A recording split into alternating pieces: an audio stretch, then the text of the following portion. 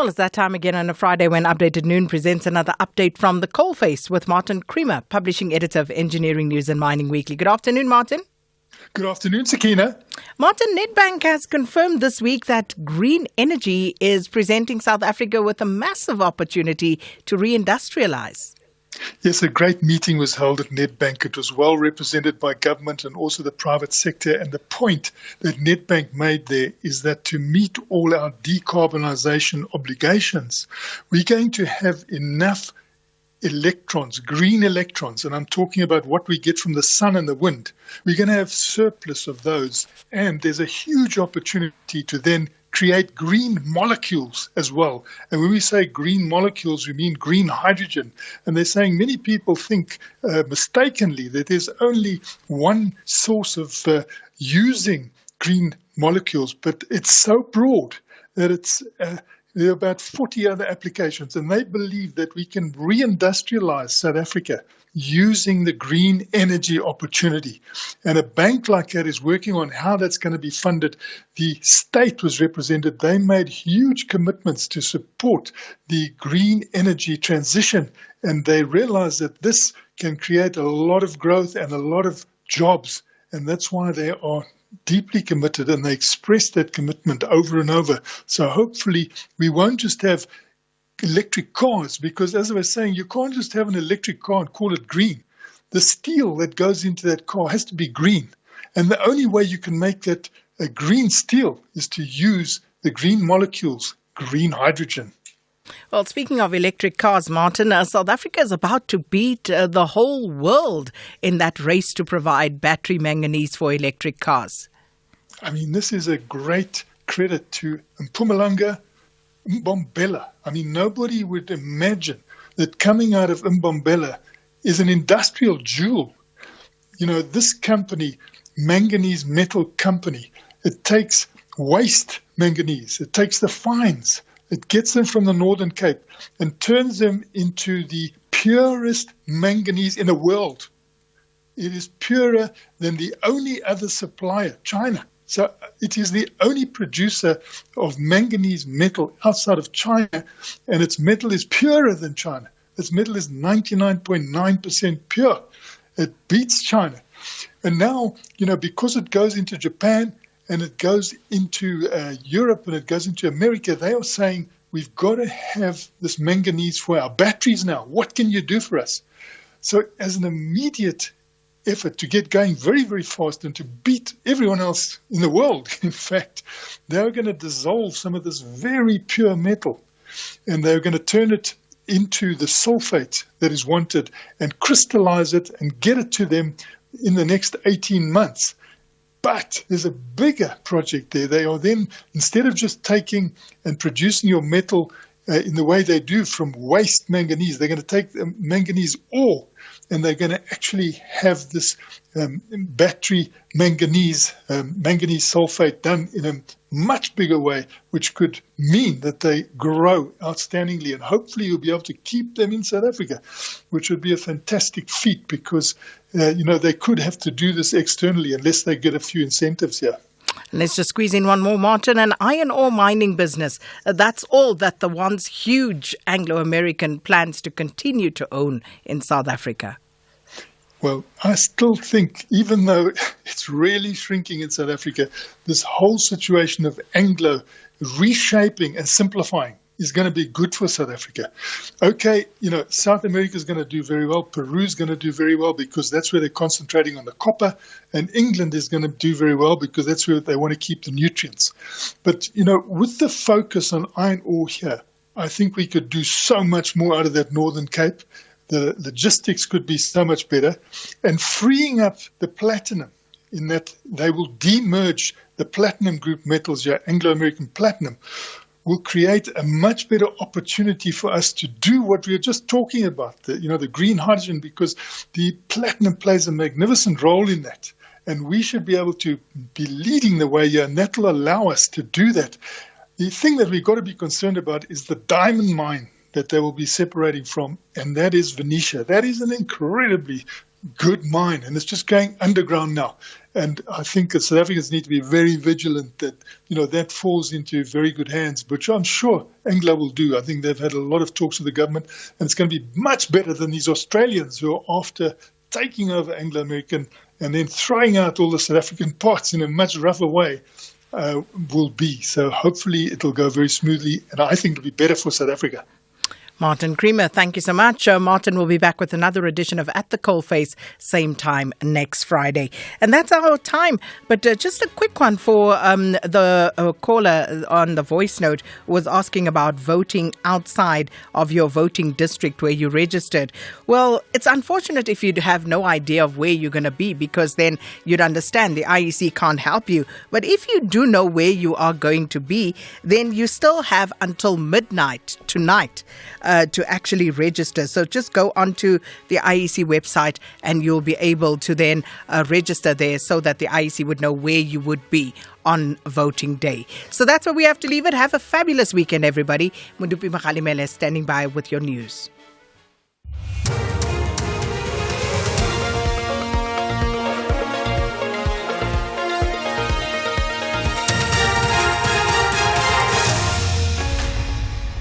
Thank you very much, Sakina. The top stories this hour: a truck driver sentenced for a horror KZN crash, and the SIU raiding refugee centres. A very good afternoon. The truck driver found guilty of murder after causing the death of 20 people in a horror crash 2 years ago has been sentenced to 20 years imprisonment. The incident happened on the N2 near Pongola in northern KZN. Spusiso Siaya was also convicted of reckless and negligent driving, as well as failure to perform the duties of a driver after a crash for fleeing the scene. His truck collided head-on with a bakkie transporting 18 school children, a teacher and another occupant. Provincial NPA spokesperson Natasha Ramkisun Kara. Since the court found that the murders occurred in one single act, Siaya was sentenced to 14 years imprisonment for the murders, all taken as one for the purpose of sentencing, 3 years imprisonment for reckless and negligent driving, and 6 years imprisonment for failure to perform the duties of a driver after an accident. The court ordered that the sentences for reckless and negligent driving and failure to perform the duties of a driver run concurrently, resulting in the effective sentence of 20 years imprisonment. SIU head advocate Endi Mutibi says he suspects that there is a criminal syndicate operating at the country's 5 refugee centres. A whistleblower tipped off the SIU and Home Affairs to alleged unlawful activities occurring at the centre, where officials are being bribed to issue fraudulent documents to unregistered foreign nationals. The SIU and the Hawks today embarked on a search and seizure at the centres. At refugee centres in Marabastad, in Cape Town, in Durban, in Musina and in Gqeberha. Advocate Mutibi elaborates. We've kicked off the investigation now. We are going to take all that information that the department has, that the whistleblowers have given us. So we then apply it to the special tribunal for the search and seizure warrant. Those who are implicated, we want to see them disciplined and taken out of the system. We want to see them prosecuted. When the evidence is gathered, we'll refer that to the National Prosecuting Authority. Western Cape Local Government Minister Anton Bredell says he's relieved that there have been no further deaths at the site of the collapsed building in George. Fatalities stand at 33 and everyone has been accounted for. Bredell says that the final number of workers in the building was 62 and 29 people are either in hospital or have been discharged. He says there was confusion with the figures. The figures was all over the place, we acknowledge that, but it's not our fault, it's the contractor. We struggled to get the names, the subcontractors, and then also nicknames. People were known by nicknames. And then a very difficult one, we had a conversation with the embassies, also people change their names quite often. So the figures, we've been honest, when we started off they said something like 69 people. That was then after talking to the contractors, to the community, to members who worked on the site, that changed to 75 and then to 81. A small group of people, together with the Friends of Free Internet campaign, have embarked on a picket at the ICASA offices in Centurion. They're demanding that government put an end to what they call profiteering by cell phone company giants MTN, Vodacom, Cell C and Telkom in regards to extremely high data costs. The protesters say the high cost of data is unaffordable for most South Africans and something must be done to address the issue. Lesego Letlhake, who is taking part in the picket, says data prices must be reduced. Out of this protest, we want ICASA to recognize us, especially as the working class.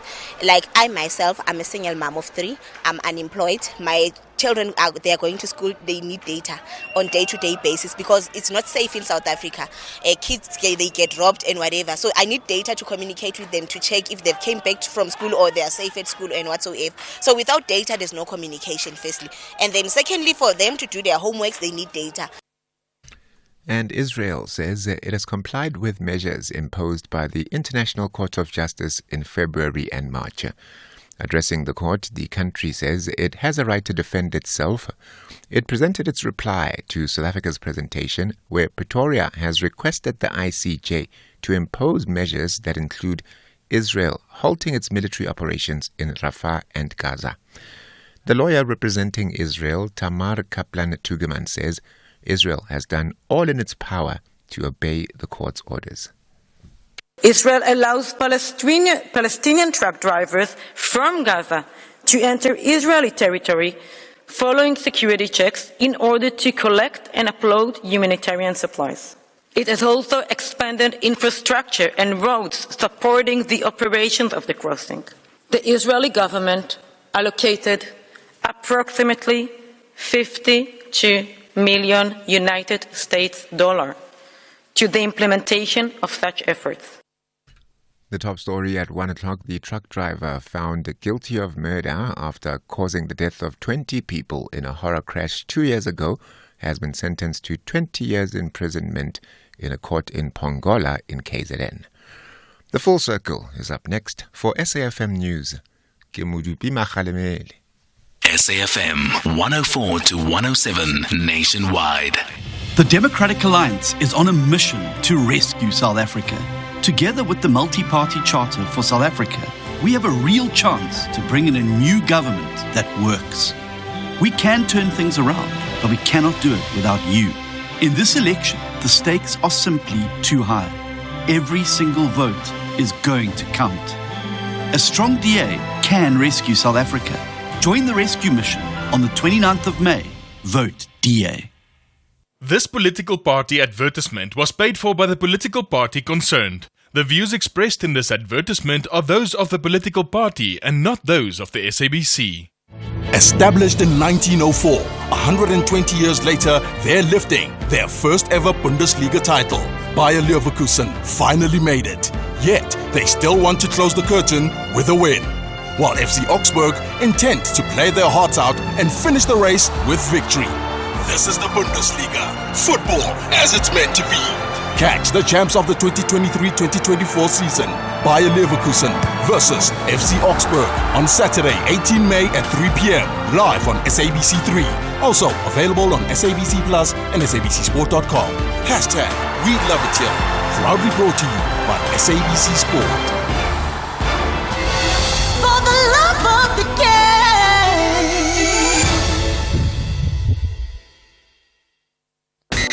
The SABC Fortune Combo radio stations, which includes SAFM, Lotus FM, and Radio 2000, seek the services of a freelance graphic designer who will collaborate with cross-functional teams to create visually compelling assets that align with our receptive brand identities and resonate with our target audiences. The minimum requirements for the position are a bachelor's degree or diploma in graphic design, visual arts, or related field, 2 to 4 years proven experience as a graphic designer with a strong portfolio showcasing a range of design projects. All interested candidates should submit their CVs and portfolio of evidence to vacancy@safm.co.za. Application closed on the 26th of May 2024. For more detailed info, visit www.safm.co.za or follow us on our social media pages at SAFM Radio. SAFM, leading the conversation.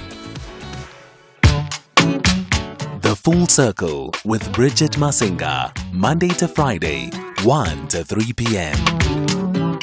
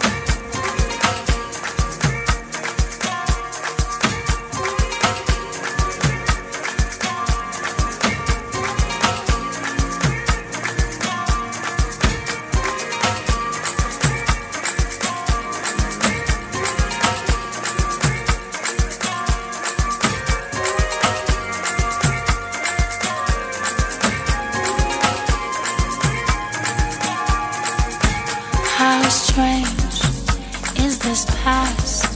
Time flies, but nothing lasts. How strange is this love? It just vanished into space. But how brave are you now when it hurts losing you? But how brave are you now when it hurts losing you? You're taking all my time now. You occupy my space now. Terrible pause, I was on it.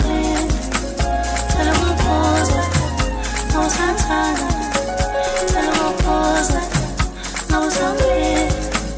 Terrible pause, I was Santana.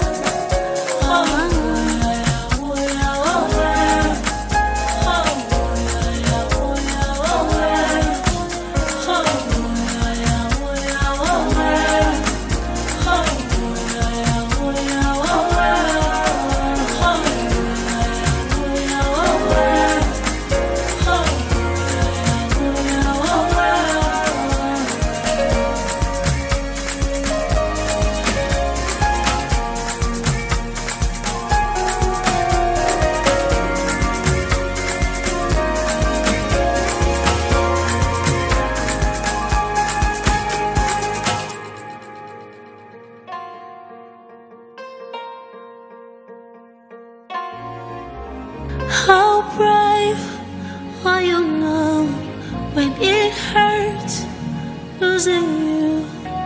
How brave are you now when it hurts losing you?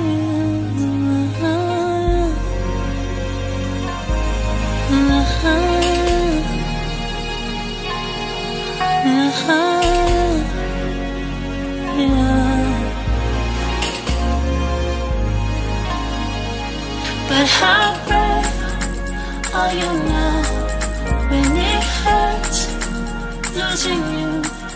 But how brave are you now when it hurts losing you? Oh, yeah, yeah, oh, yeah, oh, yeah. Oh, yeah, yeah, oh, yeah, oh, yeah. Oh, yeah, yeah, oh, yeah, oh, yeah.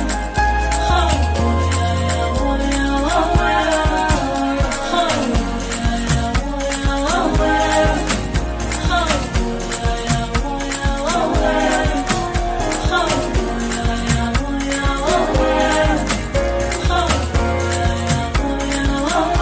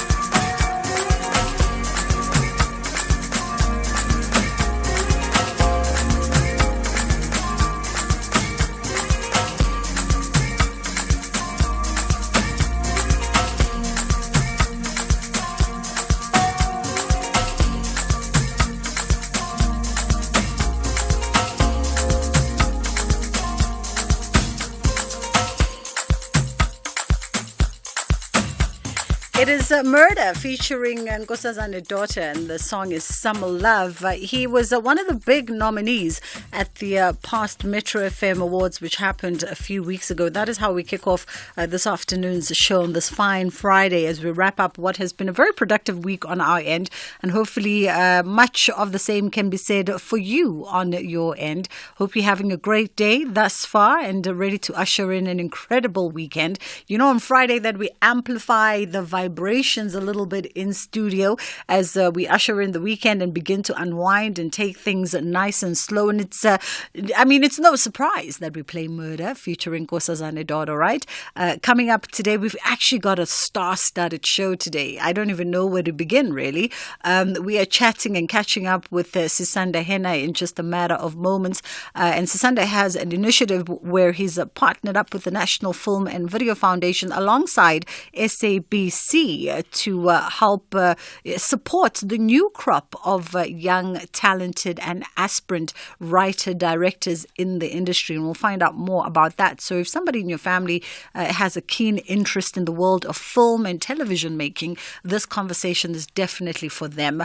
Also, we're going to catch up with the award-winning singer, dancer, and everybody's favorite Limpopo queen. You know who I'm talking about. Makadzi is coming through. She's got a brand new single, and we're going to talk about that song, but also just a quick catch up with her, you know, about the life and times of being Makadzi. On the other side of 2 o'clock for full access today, they are the dynamically talented Mr. and Mrs. Husband and Wife duo, and they're joining us for full access. Salamina and Tsepo, aka Hausa Musese, are going to be in the house, and of course I know they've been lighting up your screens over the last 2 weekends or so as the host of the much anticipated South African version of The Ultimatum, and they're going to be here. We're going to be talking life, love, marriage, family, and of course sustaining all of that in this crazy world of entertainment. It's just gone 18 past 1 o'clock. 086 000 2032 is the number that you can call us on if you have any questions at all for our guests, or 061 410 4107 is our WhatsApp line. Alternatively, you can always find us on, of course, our social media where we are live streaming the show, and our handle is at SAFM Radio. You're listening to Bridget Masinga on SAFM. All right, let's get straight into it. Actor and, of course, founder of Sisanda Hena Leadership and Sisanda Hena Films joins me now for a quick conversation. The National Film and Video Foundation, in partnership with us here at the SABC, are pleased to announce the opening of submissions for the Youth Filmmaker Project 2024-2025. And, of course, the filmmakers will be under the guidance of the team at Sisanda Hena Leadership and Sisanda Hena Films. How are you doing this afternoon, Sisanda? I'm good, Bridget. How are you? And can you hear me okay? Yes, no, perfectly. I'm good, thank you. Cannot complain. Good. Happy Friday. Happy Friday to you too. Your name is synonymous with the world of film and television. I guess before we just get into this program, just quickly, let's talk about sustainability in this world and continuously evolving and reshaping yourself and your career. It requires conscious thinking from talent to be able to move with the times and evolve with the times. Absolutely. I think, you know what, Bridget, there's a lot of hard work, but I think a little bit of dreaming and praying also must be thrown into that same pot, because those ingredients, I think, then give you something, people work hard, and, my partner always reminds me, we got to take breaks as well and be with family, which grounds us. But yeah, because I think there's a space for all of us in whatever the dream is. But yes, of course, we got to work hard and I think having intention and like I say, that belief in the dream and the pushed with some prayer, you'll get something.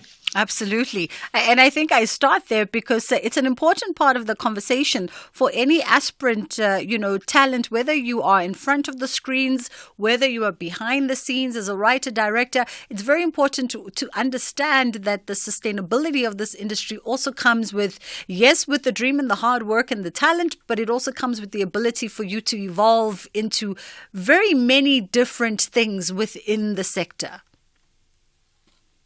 Absolutely. That's why there's the multi-hyphenate, right? Director, writer, actor, producer, the speaker and this and that, entrepreneur. So you're right. You have to, it's a hyphenate, title. Like I'm sure you, Bridget, right? Like you doing multiple things and you evolve and you find your talent in it and you sharpen your skill in something else you educate yourself or acquire a course here and there that then makes you a professional in that additional thing. So you're right. To move with the times and find yourself within whatever, is happening. That's how you sustain yourself. Absolutely. Let's talk about this partnership with the National Film and Video Foundation, of course, in partnership with SABC and yourselves at the Sisanda Hena Leadership and Sisanda Hena Films. You're facilitating the Youth Filmmaker Project, which is targeting previously disadvantaged youth who want to get into the industry. Yeah, so it's a very project. And I have to clarify that this targets those who are writer and directors in film. And there is a huge competition here. And so, last year we got 800 plus applicants from across the country. And only 17 could go in.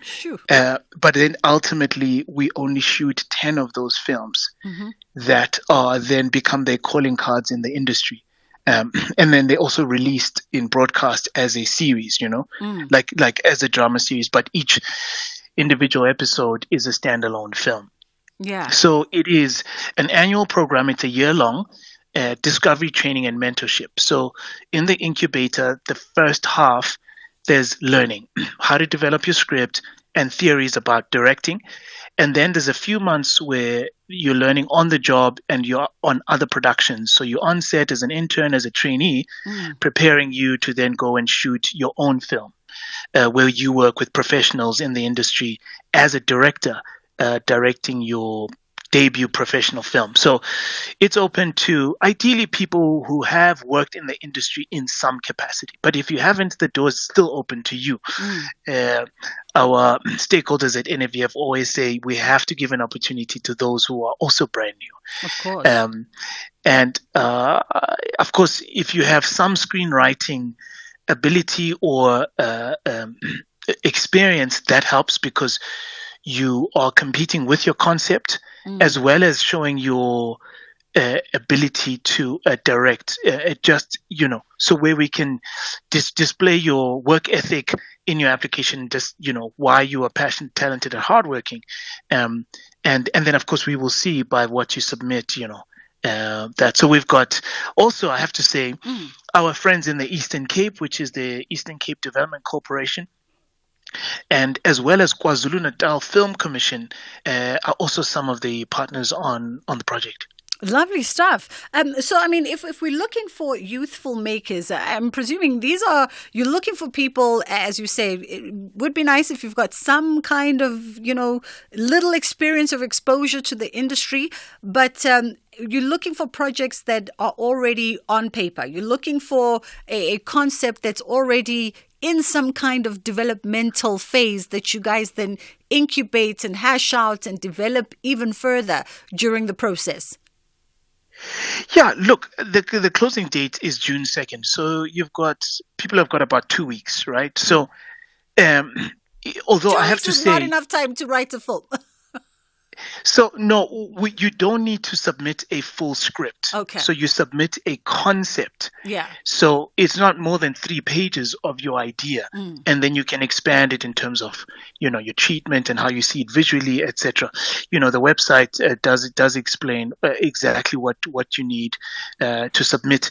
And so because what the incubator does with the mentors, you've got script writing mentors, you've got a directing mentor. They're the ones who help you to develop it into a great script. I see. And then you get support, with the directing mentor that helps you to realize a great film, a short film, a 23-minute basically episode of television. Yeah. Yeah, no, listen, that is very much a full episode of television. Talk to us about, by way of criteria, because obviously 800 applicants last year, as you mentioned, of which you could only take two, not even 24, a dozen of them. So the selection criteria, and I'm then thinking, is quite stringent on this one. Yeah, it definitely is. So the basics, a South African resident or citizen under the age of 35. And of course, you must have at least passed matric.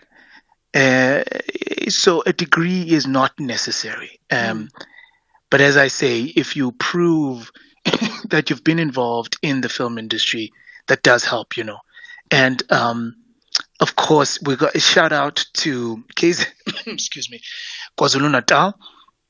We have to have at least 2 people from KwaZulu-Natal, and we have to have at least 2 people from the Eastern Cape.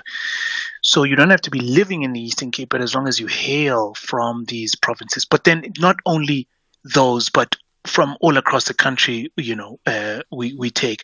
But in particular, I'm just saying the partnership with KwaZulu-Natal is that we have to have some filmmakers from there, and the same with the Eastern Cape province. Yeah. Just before we run out of time, Sisanda, because this is it's quite the meaty and in-depth program, right? It's running for I gather a couple of weeks. A year. So by way of interfacing the young filmmakers, what's the mechanic with them sort of interfacing with their mentors and the different elements of the program from time to time, particularly because it is national? Yeah, so especially the first 5 months, we have workshops in person in Joburg, in over a weekend. So it's like weekend intensives from Friday afternoon all the way to Sunday evening. And shortly we will be posting also on our socials, and then if you have some of the videos from last year, and you kind of get to see what those workshops are about. And that's the intense period when we're introducing new concepts, right? Whether it's script development engineering concepts or directing concepts, right? And then they go away for the next couple of weeks, and they work on, whatever the deliverables are for that month. And so we go. And then further into the program, then filmmakers are placed on internships where they work basically all week on different productions. The focus now is being on set, and you're an intern, you're a trainee. Back in my day, Bridget, we made coffee as interns. And I had some incredible mentors who, without them, giving us a hand and an open door, I wouldn't be here. So I never forget, those opportunities. Yeah. And so then that's what the next couple of months looks like for them. They're working on other projects and as trainees. And then finally they get into pre-production and shoot their films and go into post. Lovely stuff. All right, closing dates. Just a quick one. People, I heard you mention 2 weeks is the deadline. June. The deadline is 2nd of June. And for more information, go to sisandahennafilms.com and you'll click on their Youth Filmmaker Project and you can apply. sisandahennafilms.com. Awesome stuff. Sisanda, such a pleasure. Thank you so much for the time. You heard it. 2nd of June is when you have until for you to submit all the necessary application documents that you need. Presumably also there, part of that submission will be your concept. And sisandahennafilms.com is where you go if you want to be a part of this quite extensive program for young film writer directors. It's just gone 1:30 o'clock. Madupi Mukhalamele is standing by with your headline news. Thank you very much, Sister Bridget, and a very good afternoon. In your headlines, Electricity Minister Kgosian Suramokgopa has denied that South Africa's energy crisis is a political football ahead of the elections later this month. The truck driver, found guilty of murder after causing the death of 20 people in a horror crash 2 years ago, has been sentenced to 20 years imprisonment, and accused number 5 in the Senzo Meyiwa murder trial has denied through his defense counsel that he made contact with the singer Kelly Khumalo. I'll be back with all the details at the top of the hour. Bridget Masinga on SAFM. It is the full circle with myself, Bridget Masinga on SAFM. It's just gone 1:30 o'clock. And of course, we are going to be in conversation in just a matter of moments with Makadzi, singer and dancer. She's been nominated at the 24th BET Awards that are set to take place at the end of June. And she's nominated in the category Best New International Act. Looking forward to all of that. It should be fantastic. So she's headed out to California to represent South Africa on this one. And she's nominated alongside Tyler, as well as Tyler ICU and Focalista. Listen, it sounds like it's a great crop of young South Africans that are out there flying the flag high. By young, I don't mean necessarily in age, by the way, that are flying the flag high and representing us on the global stage. She's on the line now. How are you doing, Makadzi? How are you, my queen? I am fantastic, Queen of Limpopo. I am fantastic, thank you. Looking forward to our brief conversation this afternoon. I don't even want to know, Makadzi, you must be performing somewhere fantastic. Yes, I'm in Durban. I was doing an interview tour, my last season, number 1. So we came here yesterday. We're going to go today because weekend is weekend. We have to work. Absolutely. Okay, so this is what we're going to do. Now, since you're still on your interview blitz, your team must pencil us in so that you come into studio one of these Fridays before you go off to California. Is that a deal? It's a deal. I must make sure that I come. Awesome stuff. Awesome stuff. Congratulations on your nomination, by the way, for the 24th BET Awards. Nominated in the category Best New International Act category. Let me ask you this. When you left home at the tender age of like 13, 14, did you envision, Uguti, this is where you would be right now as Makadzi all these years later? Honestly speaking, I didn't know. I was just doing what I like, which is dancing and doing music. And at the same time, I feel like, you will never know about the future. Because if you know, you will never wake up and go and work hard. So I feel like God always knows our plans and the future holding for us. So with me, I was just doing like, not even expecting money, but I'm here. Yeah, absolutely. And it's about the hard work, Makadzi, because you've been working hard for a 14-year-old girl to be away from home. It shows, Guti, that's how dedicated you were to the dream and to the success. Yeah, that's true. Right? Tell me about those beginning stages when you were 13 and you decided this was it. What was it about the music? What was it about the entertainment industry that attracted you so much? Before I can start singing, I used to be a dancer. I grew up loving music. Even during my primary school, I used to be a leader when it comes to traditional groups. Like, I always wanted to be number 1 in everything. I loved entertainment from way back. So, without even knowing, one day I'm going to be like a superstar. So I feel like it starts there. If it doesn't start there, I don't know, because you must know what the future is holding for you from that certain age. So, I was someone who loved music, who liked dancing. Parties, it's me there in front dancing. I'm invited or I'm not. As long as there's a radio, I'm going to be there.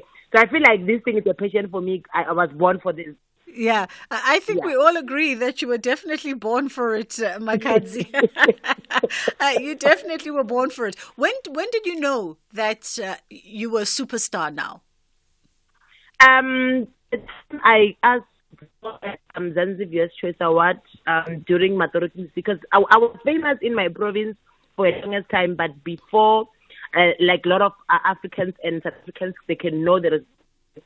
So in 2020, On Zanzibar's Choice Awards, I asked to perform.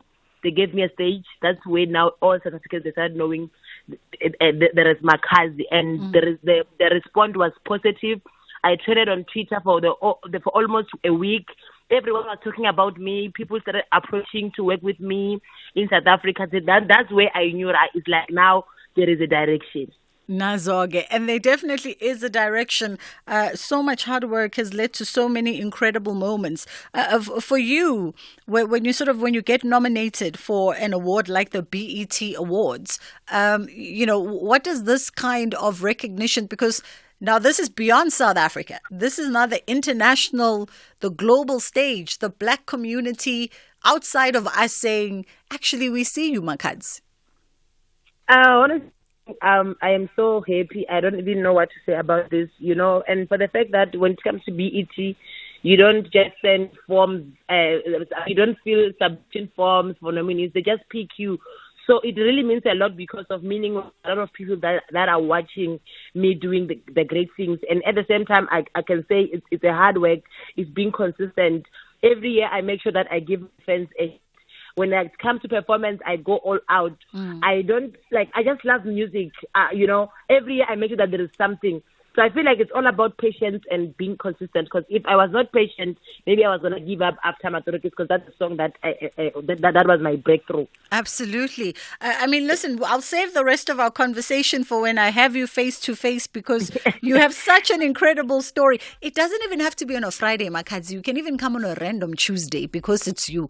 Tell me about. I really appreciate that. I'm going to make sure that I come as soon as possible, like now. Fantastic. No, I'll hold you to it. Number one is the brand new song. Tell me a little bit about this track. Number one is my latest single, Last Friend. We already reached 1 million views on YouTube in 5 days. It's number one everywhere. Today on a radio chart, it was number one. So, sometimes I feel like I was just manifesting, or I want to be number one in everything. But the song was trying to tell my people that we must not look down to each other. Everyone is number one at their own place, at their own jobs. Whether you're a security, whether you're a nurse, you are number one, because not everyone can do that. So let's respect each other. Don't let anyone to stop you. In everything you do, you must know that you are number one. If you're not winning today, you will win tomorrow, because we are all number one. I love that message, Makazi. Congratulations on the BET Awards. Well deserved. Looking forward to having you in studio, and enjoy my home city of Durban. That was a Makazi, and the song is number one. We're going to play out with a little bit of it, and then we come back on the other side and we get into stages, pages, screens, and more. They will never ever fight for me. They will never ever cry for me.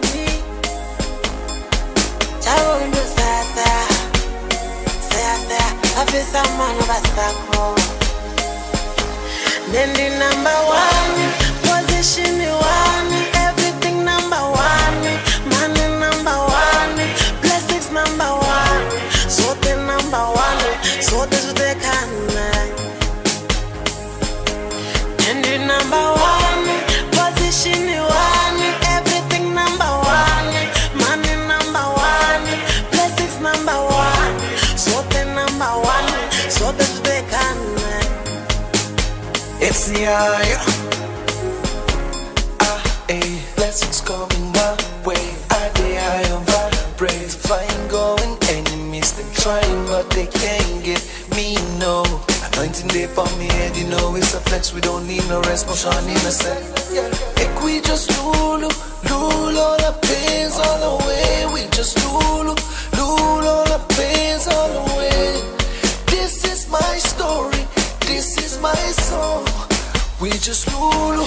Nendi number one, position one, everything number one, money number one, blessings number one, sote number one, sote sote kana. Nendi number one, position one, everything number one, money number one, blessings number one, sote number one, sote sote kana.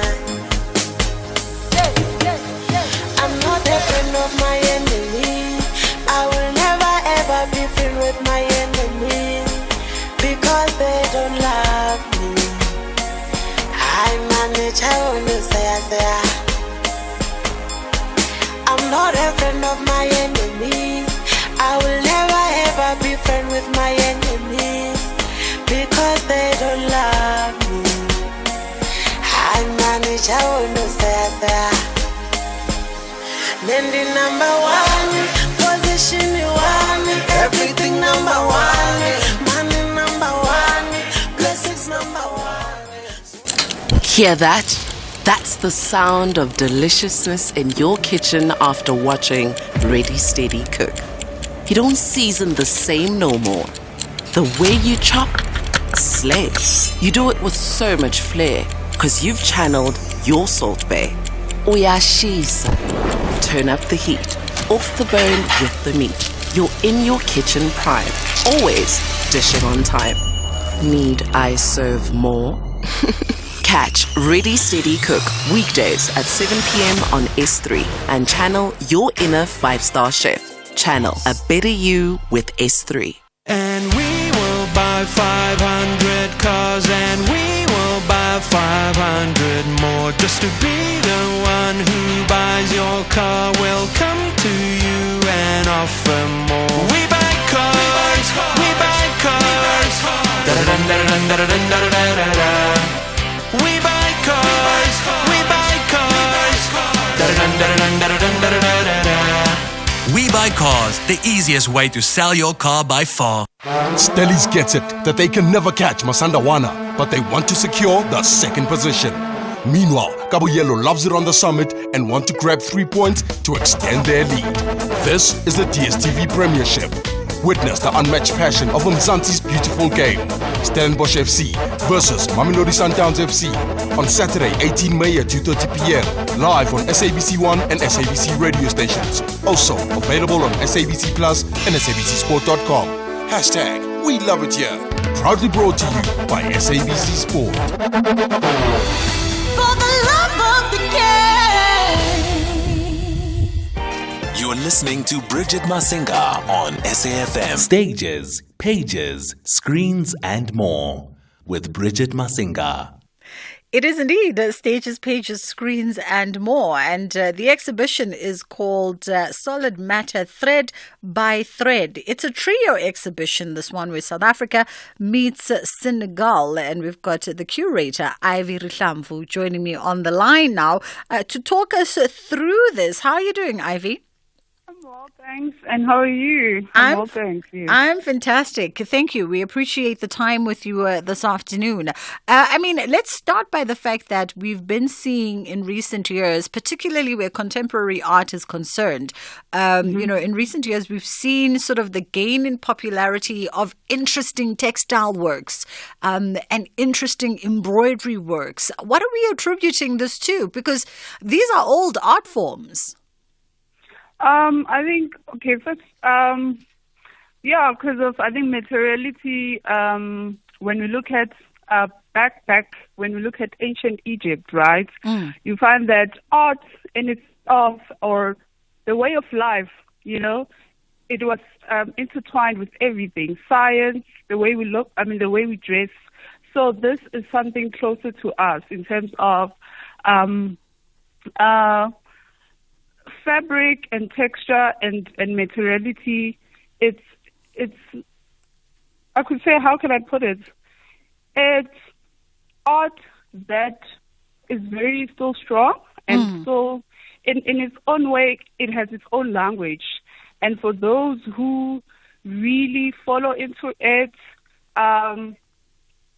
you'd understand that it has grown from, as you say, that like it's old form of art, but in the contemporary scene, artists have taken it from a 10 to like 1,000, because the way now the technique that they infuse, the material that they would infuse in terms of that, so it has really taken its own shape and really, as I say, like has its own language that it mumbles. It's so quiet. It's so rich, it's so deep, because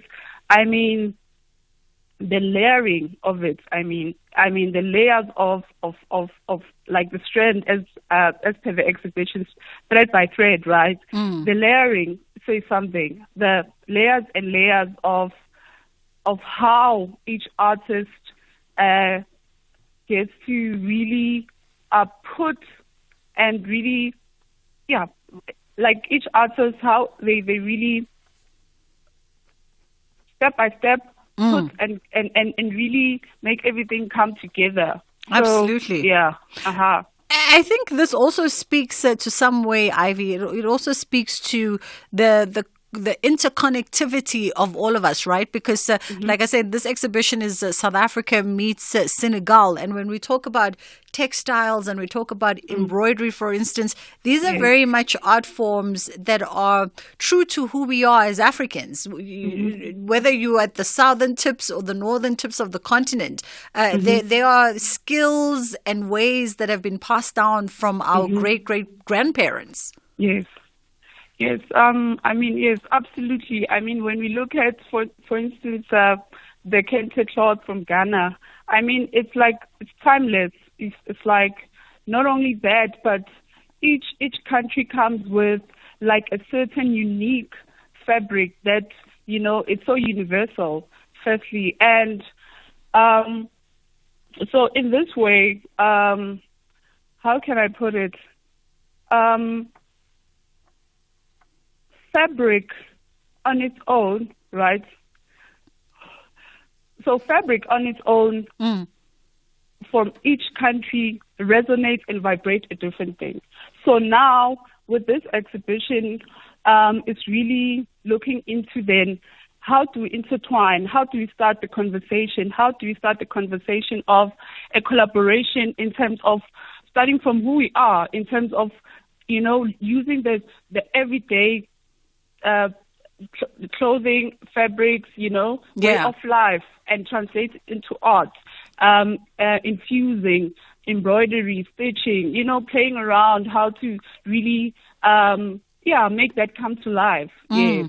As we wrap it up in our final few seconds, it is a meeting of South Africa meets Senegal, one of my favorite countries on the continent, by the way, and it's featuring 3 artists, Kadim Bamba, Lerato Mutau, and of course, Nikiwe Dlova. Tell me, where is the exhibition being hosted? So the exhibition is at 204. So it's running until 25th of May. All right. Yes. Ivy, we appreciate the time. That was Ivy Rihlamfu, and she is the curator of this exhibition, Thread by Thread. It is a trio exhibition running at 204 until the end of May, practically the 25th of May. South Africa meets Senegal. It's fast approaching 10 to 2 o'clock in case you're keeping your eye on the clock. Let's get into Nalibali, which should run us to the top of the hour. Hello, Your Choice Online. Hi, I need you to help me make a choice. Well, with Ford, you get to make your own choices. Like on brand new Ford Ranger XL, XLT or Wildtrak Supercabs from only $7,999 per month with no deposit needed. There's a flexible deal for every Supercab at your nearest Ford dealership today. Your Ford, your choice. TNCs apply. The Democratic Alliance is on a mission to rescue South Africa. Together with the Multi-Party Charter for South Africa, we have a real chance to bring in a new government that works. We can turn things around, but we cannot do it without you. In this election, the stakes are simply too high. Every single vote is going to count. A strong DA can rescue South Africa. Join the rescue mission on the 29th of May. Vote DA. This political party advertisement was paid for by the political party concerned. The views expressed in this advertisement are those of the political party and not those of the SABC. Louis Theroux is ready to take you on an adventure of intriguing documentaries, Thursdays at 10 p.m. on S3 from the 2nd of May.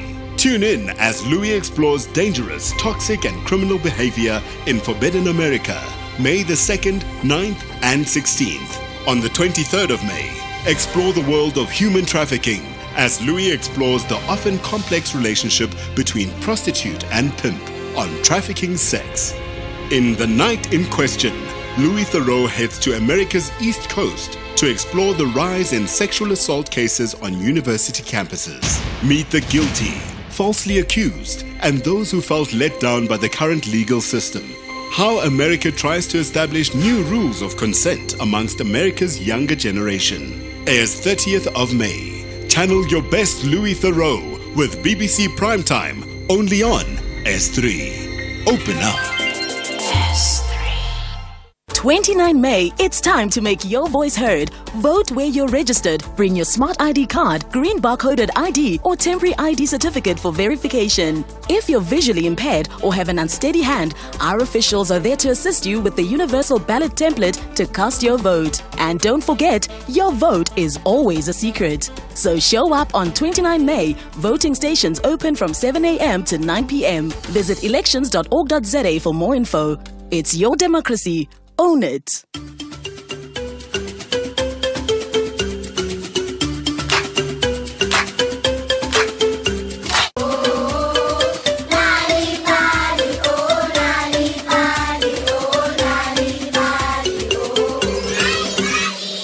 Hello friends and welcome to Nali Bali.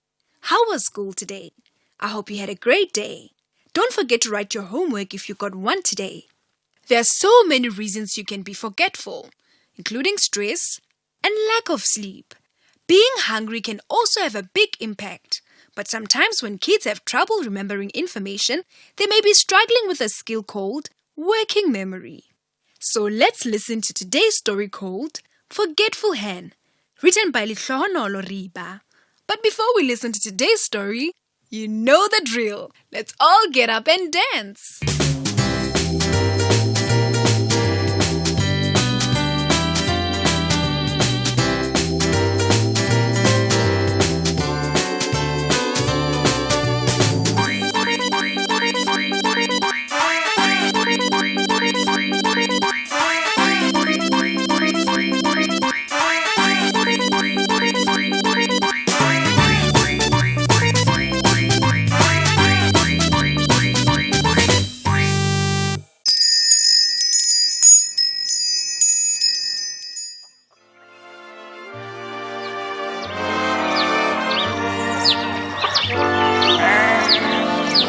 Everyone.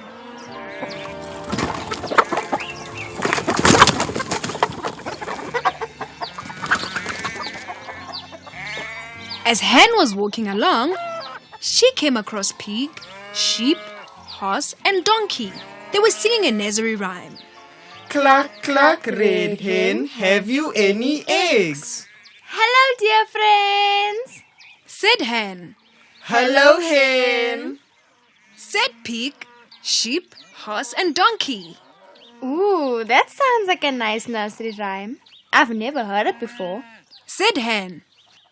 Would you like us to teach it to you? Asked pig.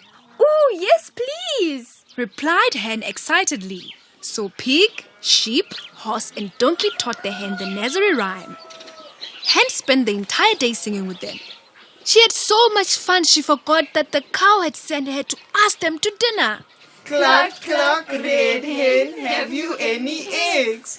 Cluck, cluck, red hen, have you any eggs? Cluck, cluck, red hen, have you any eggs? Meanwhile, Cow prepared the meal. Dinner time arrived. Everything was ready. Cow waited and waited, but not a single animal came. All the food Cow had prepared was wasted.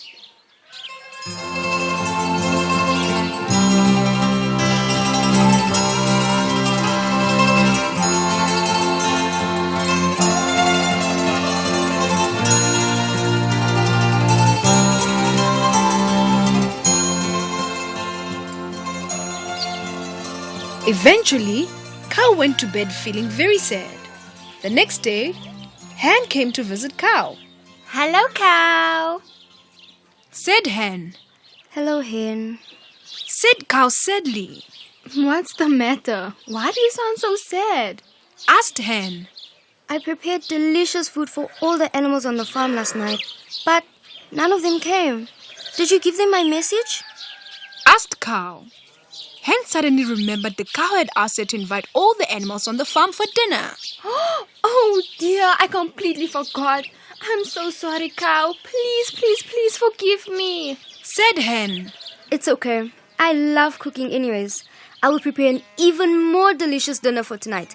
And please, invite all the animals to come. Of course. I'll do it right away, said hen, and she rushed out.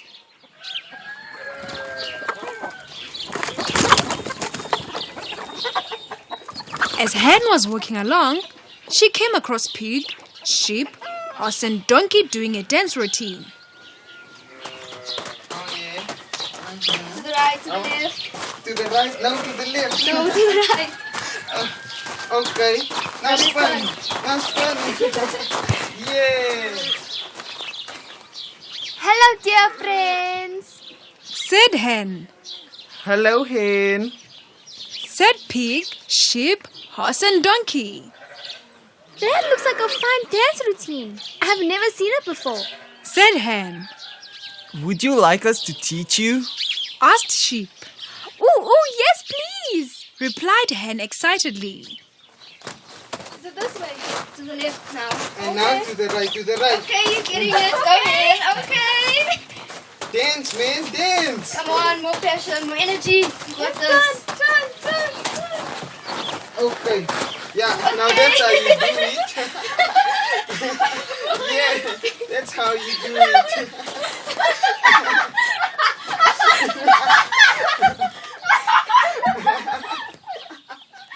So pig, sheep, horse and donkey taught hen the dance routine.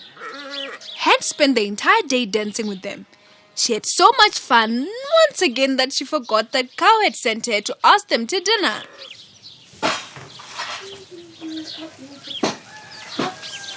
How can I take it? Plate. Oh, my sauce. And potatoes on my phone. Meanwhile, cow prepared an even more delicious meal. Dinner time arrived. Everything was ready. Cow waited and waited, but not a single animal came. Again, all the food was wasted. Again, cow went to bed feeling very sad.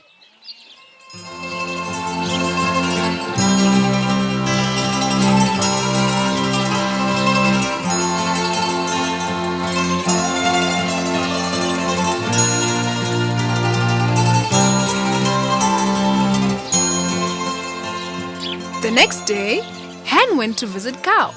Hello, cow, said hen. Hi, hen, said cow very sadly. Oh, what's the matter now? Why do you sound so sad? Asked hen. I prepared delicious food for all the animals on the farm last night, again, but none of them came. Did you even give them my message? Asked cow. Again, hen remembered that cow had asked her to invite all the animals on the farm for dinner. Oh dear, I forgot again. Please forgive me, cow. I'm so sorry, said hen. Oh dear.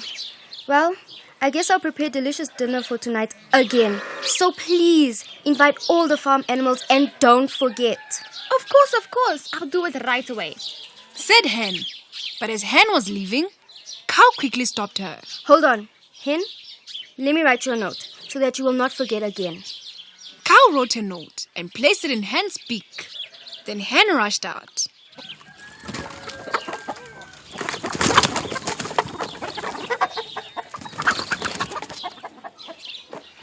As hen was walking along, she came across pig, sheep, horse and donkey skipping.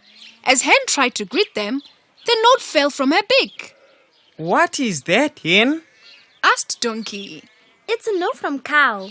She asked me to give you a message, but I just can't remember what it is. Let me read the note, said horse, taking the note and reading it aloud. Invite all the animals on the farm for dinner at Cow's place tonight. Cow's inviting us for dinner?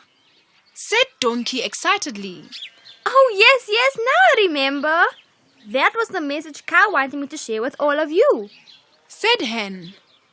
Well, cow is just an amazing cook. I can't wait, Said Pig. Are you gonna be there? Obviously, I'm gonna be there. Will you? Of course. Her cooking is amazing. It's so to nice, die right? for. Oh, I can't wait. Said Sheep and Donkey and Horse.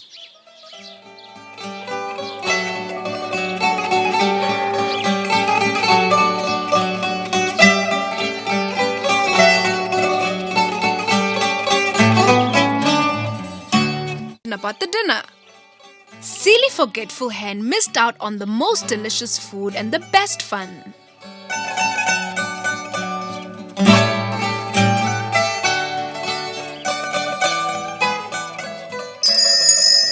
Bali story time. Today's story was called Forgetful Hen, written by Litlono Loriba. Did you know that reading and telling stories to children at home can help them do better at school? If you want free stories to read to your children or for your children to enjoy on their own, visit Nali Bali website www.nalibali.org or Mobi site www.nalibali.mobi. You will find stories in 11 South African languages, as well as tips for reading and sharing stories with your children to grow their potential.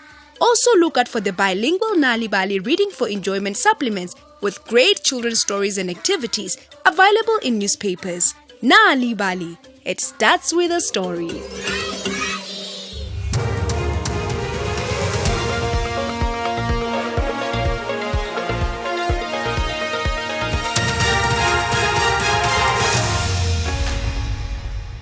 The top stories this hour: Minister briefs business over load shedding and a truck driver sentenced for a horror KZN crash. A very good afternoon. Electricity Minister Kosian Suramokgopa has denied that South Africa's energy crisis is a political football ahead of the elections this month. He was addressing a business meeting organized by the KZN Economic Development in Durban. Ramokgopa was responding to concerns by business that the current long period of suspended load shedding could lapse after the May 29th poll. It's a fundamental repudiation of the message we have been giving, that in fact the resolution of energy problem in our country is a political football. So if an incumbent government wants to win an election, they wouldn't have had load shedding in the first place. Because what that does, it decimates industry. You design load shedding so that you can resolve it closer to an election. It's some of the most illogical articulation I've ever heard. Former Deputy President Phumzile Mlambo-Ngcuka has hailed retired Constitutional Court Justice Yvonne Mokgoro as a champion for the upliftment of women and the advancement of the country. Mokgoro died last week at the age of 73 following a prolonged stay in hospital. She was involved in a car accident in April last year. Mokgoro was one of the first black women justices of the Apex Court, and she served a full 15-year term on the bench. Her memorial service was held at the Nelson Mandela Children's Fund in Joburg. Mlambo-Ngcuka reflected on Mokgoro's work at the Mandela Rhodes Foundation. She was a rock. She was sharp. She also helped us to shape this organization from the start to what it has become. And I'm so proud of the work that she did and the young people she inspired there, the young women in particular. Today, as we are saying goodbye to her, I feel like there was still more. She could have lived for many more years. The truck driver found guilty of murder after causing the death of 20 people in a horror crash 2 years ago has been sentenced to 20 years imprisonment. The incident happened on the N2 near Pongola in northern KZN. Sbusiso Siaya was also convicted of reckless and negligent driving, as well as failure to perform the duties of a driver after a crash for fleeing the scene. His truck collided head-on with a bakkie transporting 18 school children, a teacher, and another occupant. The NPA spokesperson, Natasha Ramkisunkara. Since the court found that the murders occurred in one single act, Siaya was sentenced to 14 years imprisonment for the murders, all taken as one for the purpose of sentencing, 3 years imprisonment for reckless and negligent driving, and 6 years imprisonment for failure to perform the duties of a driver after an accident. The court ordered that the sentences for reckless and negligent driving and failure to perform the duties of a driver run concurrently, resulting in the effective sentence of 20 years imprisonment. One of the accused in the Senzo Meyiwa trial has denied through his defense counsel that he made contact with the singer Kelly Khumalo. Khumalo has been mentioned as the alleged mastermind behind Meyiwa's murder in the confession statements of two of the accused.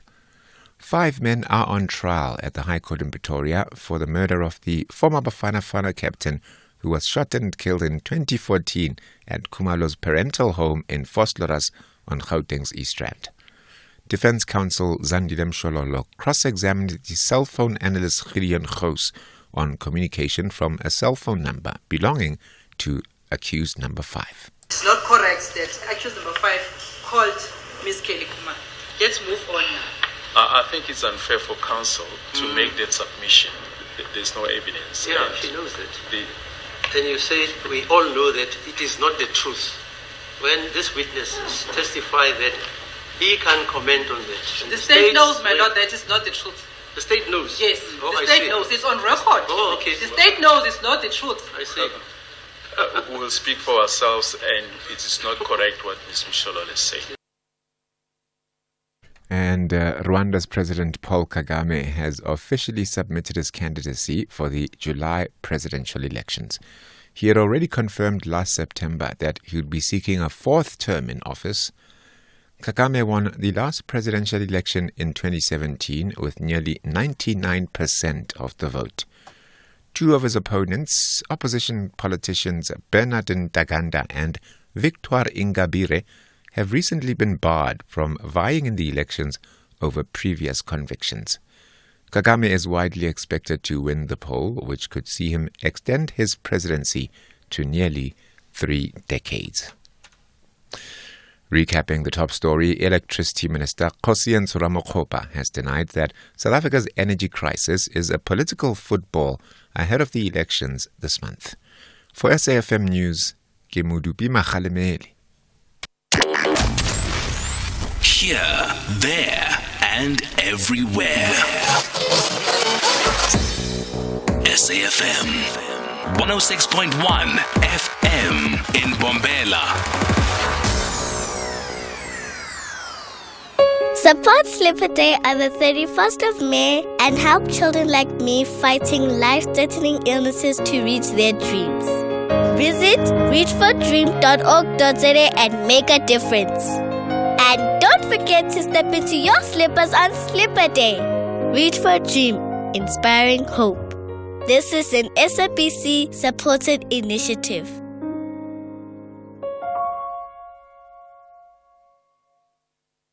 Think bigger than just a banking partner. Think a team of specialized experts supporting you to make better financial decisions to enable your growth aspirations. Think a strategic partnership providing indispensable advice to help you make the right moves. Think bigger. Think Nedbank Commercial Banking. For more information, visit nedbank.co.za. See money differently. Nedbank.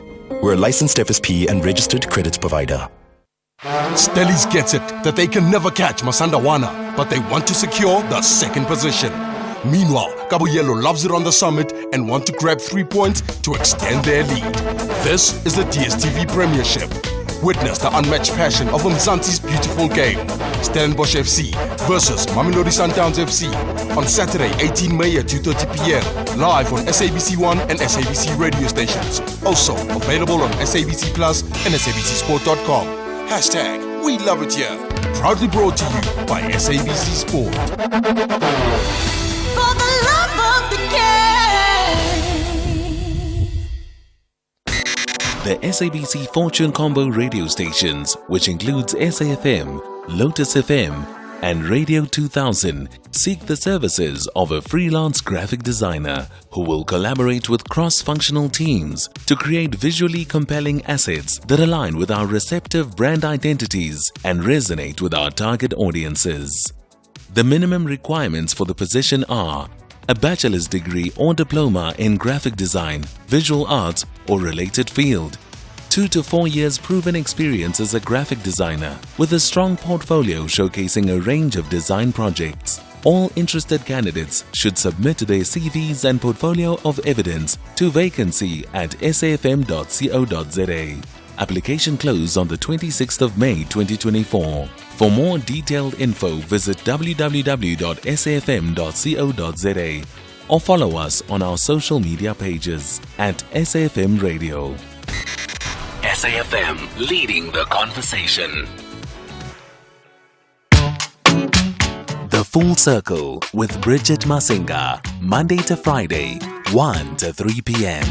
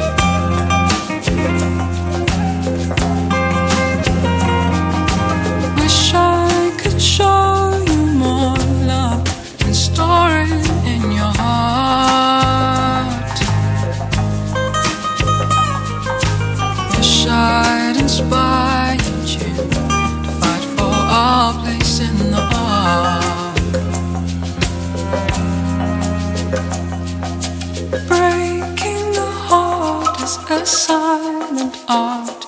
You pull the pieces apart by putting who you are in a jar.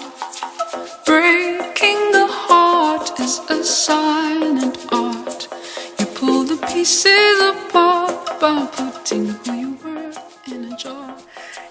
If you're watching on our live stream, you probably see me busy singing to myself. Whenever the song plays, I get in my feelings because I say this all the time. It's one of the most impeccably written songs. It is so poetic, and she delivered it with such tenderness, man, such incredible respect to the lyrics that she put together on the song. And it just shows you just how powerful she is as a writer and how incredible she is as a song architect, just putting songs together, does the most. That was Msaki coming through with Dreams, ushering us into the second hour of the show. We still got a lot of conversation. Of course, the dynamic duo, they're already in the building. We've got Mr. and Mrs. Musese. You know them as Salamina and Hausa. They're coming through. We're going to catch up with them when we're talking family, marriage, life, love. And of course, you know that they are the current host of the Ultimatum Essay, which is causing all kinds of waves and conversation on social media. But for now, though, we're catching up with Donald McCullum, and he is the Honorary Research Fellow at Wits School of Animal, Plant and Environment Sciences. And we're looking at the Yebo Chochai, Yebo Amablomi Festival, which is quite an interesting one, I guess, judging by the name. They bill it as a fun and educational experience for all. Good afternoon to you, Donald. How are you doing? Good afternoon. Well, and you? I'm fantastic. I mean, I'm so happy. I need to stop saying fantastic today. 10 rand for every time I say it. But I'm good. Are you in good spirits? Absolutely. It's a wonderful time for us because we get all these marvelous visitors and we can enthuse them about the wonderful world we live in. Yeah. I mean, Yebo Chochai, Yebo Amablom, and this is a festival that you say is for nature enthusiasts, but nature enthusiasts of all ages. Give me some context, because it's reading like it's not just the normal run-of-the-mill flower and flora show. Oh, no, not at all. We have lots of live animals, plants, and we have lots of interaction. So, people can watch bees in a glass hive doing their business, from a safe position. You can hold a hissing cockroach. We have our students that are very enthusiastically telling you about all sorts of things. We have Nepani worms. If you haven't eaten them, this could be your chance. You might have to buy a whole bag. You can just eat one. Did you say that there are people holding hissing cockroaches? Yep. What in the good earth is that?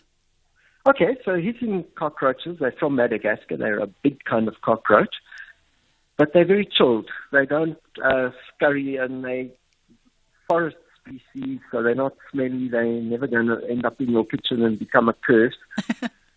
And you can hold it, and you're not going to feel horrible about it. And then you'll discover what an insect feels like, how their little claws dig into you to hold on. And so there's a lot of learning in it. Donald, I'm not going to lie. I think perhaps I'm not the target market for the hissing cockroaches, just the sheer visual and the thought of it. But I can imagine that the Yebo Chochai, Yebo Koko Amablome Festival definitely has solid enthusiasts to come through because, as you say, there's that opportunity for you to interact with nature in a very unique and dynamic way.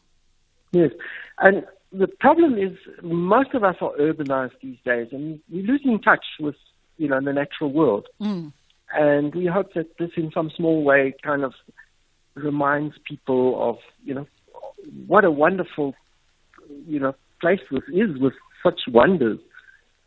In plants that eat insects. Who knew that could happen? Right. Talk to me a little bit about also, you mentioned, for instance, that the cockroaches come from Madagascar. So I'm presuming that part of the exhibition, spreads far and wide and not just concentrated to species of hochais and bloms that come from South Africa. Yeah, to some extent. For instance, when we come to carnivorous plants that eat bugs, we've got Drosera, which are the sundews in South Africa, but the most famous one, the Venus flytrap, is North American, and so. But we've got some of those on show, but we do concentrate on local a lot. After all, it's our legacy, and if we don't promote our stuff, who will? And and yes, we have school groups through, and the school kids love it, and there's a lot of learning, we hope, and a lot of pleasure in it. Let's talk about the learning element of this festival. It does attract quite the number of visitors, I guess, for a variety of reasons. But let's look at that learning element of it.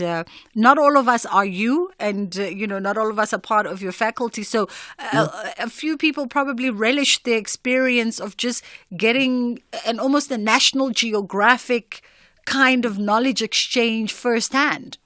Yeah. Well, we have a theme every year, and the theme this year is cycles. So we're focusing on cycles, but it's more than just biology. In fact, we have physics, and they're showing people electricity, and you can touch this generator and build up a static charge, and then you can touch somebody and shock them, and the kids love that. What's not to love about shocking someone? Then we've also got chemistry, and so chemistry is marvelous. And if you present it in a good way, it's very exciting. Polystyrene cup melting because you put it in the right chemical is something people don't see every day. Hydrogen explosions, that's always good. And different things burn with different colored flames. So there's things like that there are. And then the people will explain why all these things occur, and it gives them a bit of an insight into the science behind it. You've grown quite significantly since your launch, with now over 8,000 visitors coming through. What is it? What is it about this particular festival that keeps the folks just running, clamoring through the doors? I'll have to correct 8,000. It is still a lot, but it's about 5,000. Okay. I mean, it's still a number. But that's a lot of people coming through. And the reason why we can cope with that is we spread them across a big area and through about 38 different exhibits.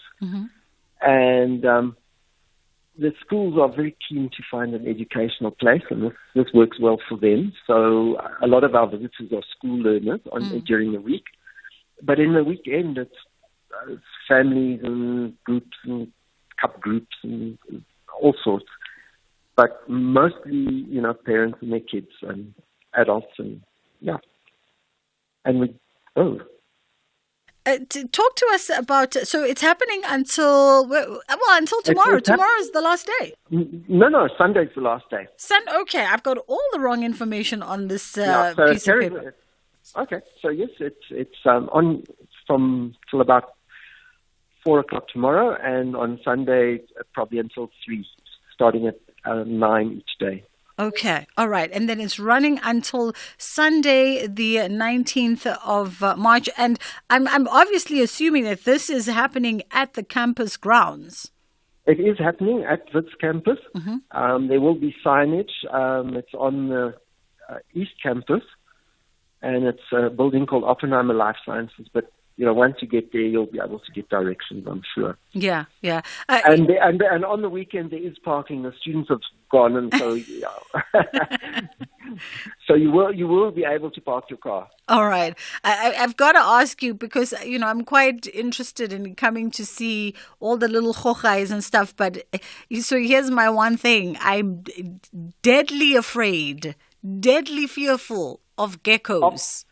Of geckos? Yes. Yeah, don't give them good PR, Donald. Somebody's got a gecko, But are you scared of just the big ones that you get in Natal, I'm scared or of the tiny ones you get here? I don't care how small and how tiny or how big the gecko is. So I grew up in KZN, and it can be a baby gecko, and it elicits the same amount of fear. Is it the eyes that do it to you? It's everything. Oh. So if you promise me that there's not going to be a gecko in sight, I might just come through and hold a cockroach. Oh, right. And then you probably also would hold a spider if we had some that were holdable. I would not mind. I've got no problems with spiders. Yeah, it's fascinating what you say, because we find, some people, they'll no problem, a snake, I'll take it anytime, but I won't touch and it's a tiny little something else. I am some people, Donald. I have no problem with pythons, but please, if the gecko is in the room, the gecko can move in. I'm moving out. Right. But it sounds like a barrel of fun, and of course a great outing for everybody in the family. Thank you so much for taking the time today. That was Donald McCullen, and he's an honorary research fellow at the Wits School of Animal, Plant and Environment Sciences. So that exhibition, Yebo Chochai, Yebo Amablom Festival, it's happening until the 19th. You've got until Sunday to go through. It's for all ages, the entire family. It sounds like a fun day out. I think it's something great to do with the little kids in the family, especially because they like to touch and hold and feel everything and, see how things work. And if you have a phobia like myself, I laugh about it. But maybe if I held a gecko, it might go a long ways towards changing my mind about it. I don't know. There's just something about them. And the fact that they are so unstable when they're on a wall is another there's just something about them. I swear to goodness. And if you grew up in the KZN, you know exactly what Donald was talking about, because the geckos in the KZN get about as big as, I don't know, they get big. Let's just put it that way. They get really big.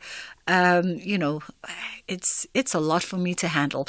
We are going to take a quick pause here. By the way, our lines are open on 086 000 2032. If you'd like to send through a comment or a question for our guest, we've got Salamina and, of course, her husband, Tsepo, a.k.a. Hausa Musese, joining us now.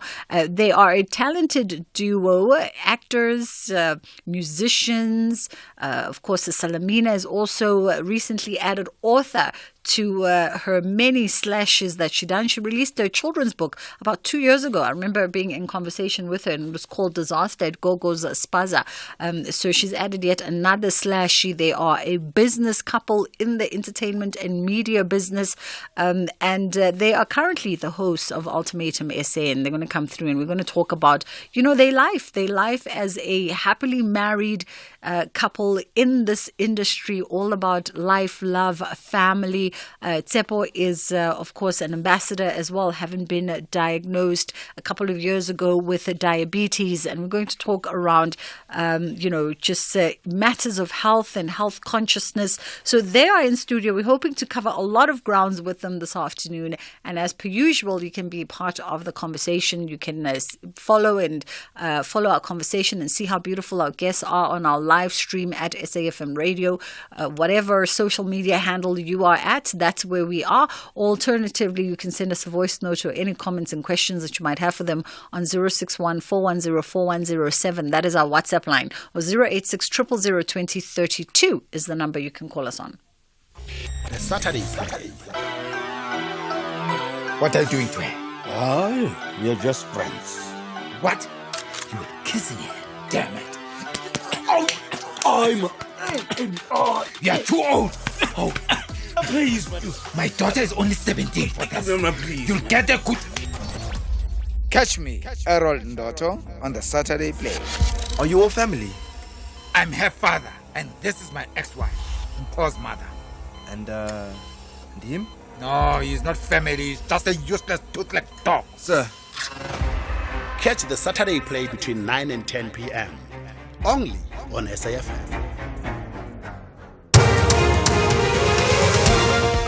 A very good afternoon with the news headlines. Modupi Makhalemele. Western Cape Premier Ellen Windy says now that the George Building collapse rescue and recovery operation has concluded, they will do whatever they can to ensure that those involved are held accountable.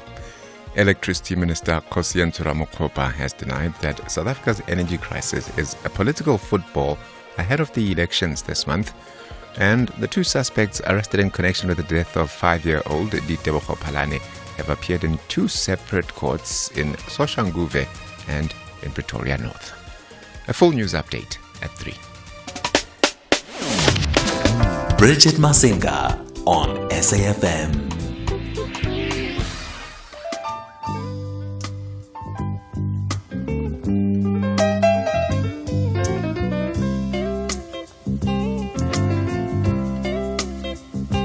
Things have been going wrong long enough to know everything is right. Been walking in the dark long enough to know I finally seen the light. Been losing long enough to know when I find the one.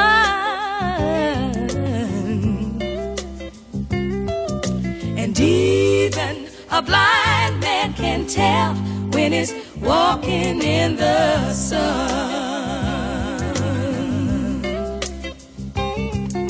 I've cried enough tears to know this feeling called a smile.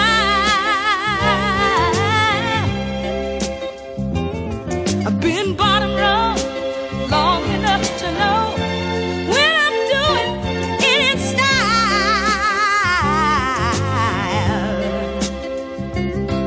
Been running long enough to know there's no more need to run.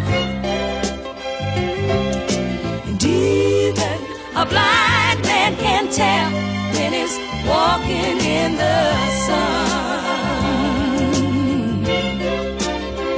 Oh, the wind is at my back, and I'm sailing on a ship that's overdue.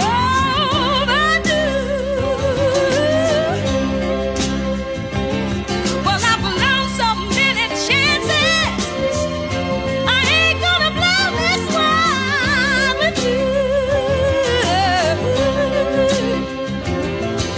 Seen enough bad times to know good times have begun. And even a blind man can tell when he's walking in the sun.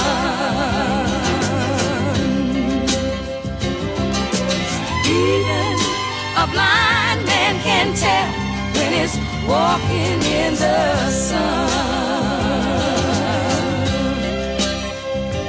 In the sun. Oh, oh, in the sun.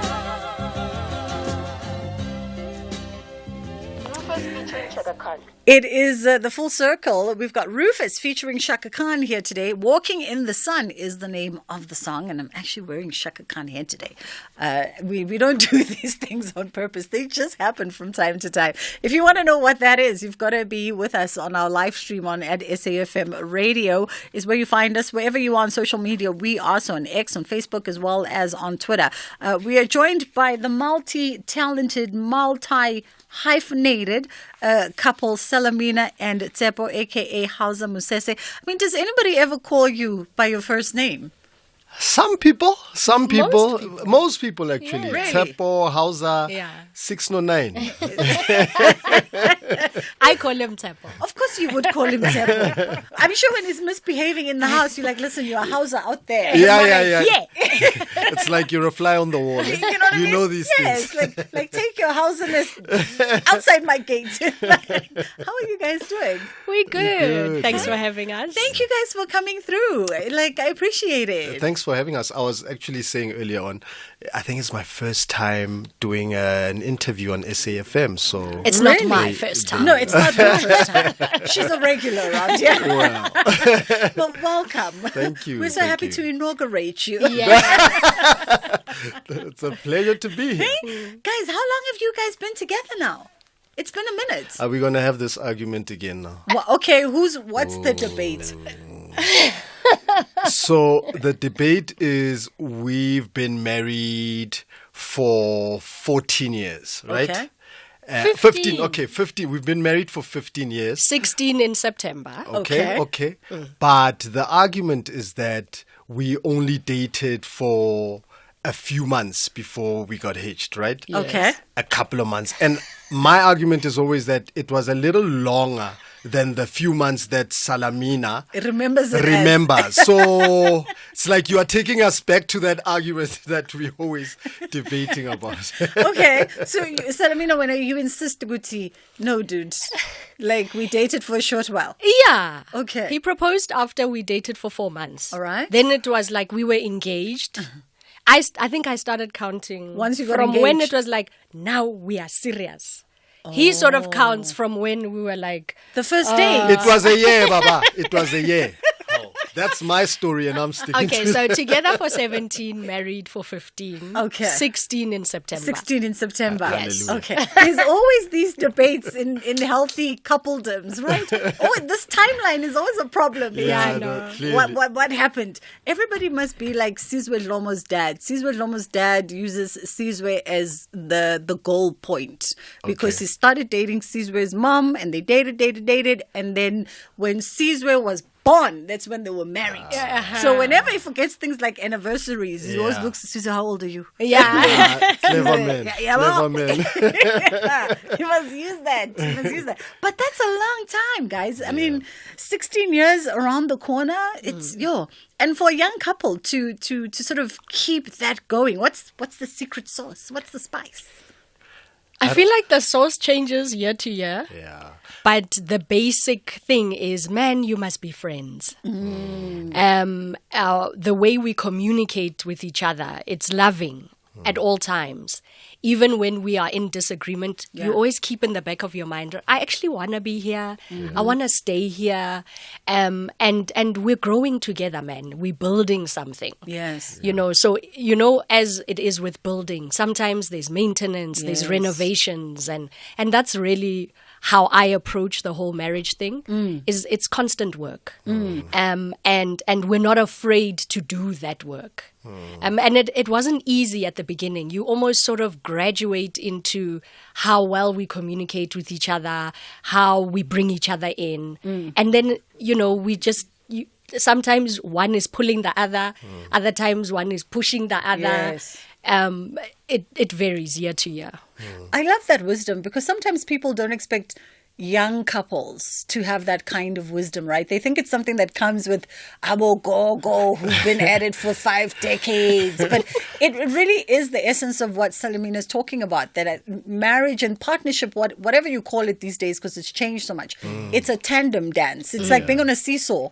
Absolutely. We can't conform to the old ways of doing things. We have to, be progressive as a people. So even within an aspect of a relationship, you have to, conform to how things have changed.